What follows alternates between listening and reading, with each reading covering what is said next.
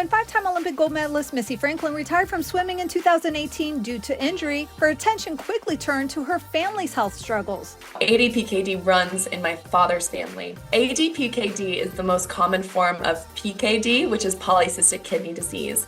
And it's a rare genetic condition that causes cysts to form on the kidneys that eventually leads to a decline in kidney function and requires the need for dialysis or a transplant. Not only were my kidneys failing at that time, but my younger brother, Doug, his was failing at that time. And my younger sister, Deb, hers were failing at that time.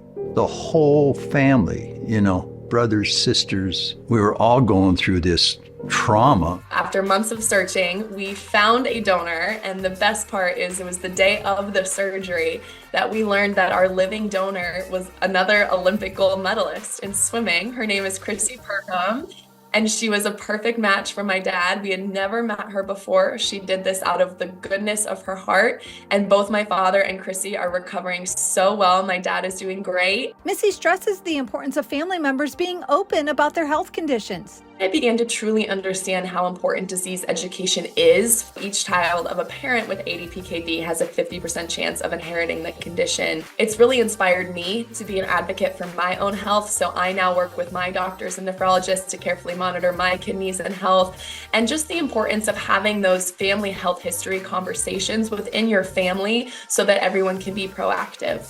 And while she's not swimming professionally anymore, the wife and mother is diving into the deep end with other athletes. I just started a podcast with my fellow Olympian Katie Hoff. It's called Unfiltered Waters, and we have just so enjoyed being able to bring on not only swimmers, but other Olympic and Paralympic athletes and really get to know them on a deeper level, and it's just been an amazing journey so far. You can stream the podcast on all major platforms, and for more information on ADPKD, visit adpkdquestions.com.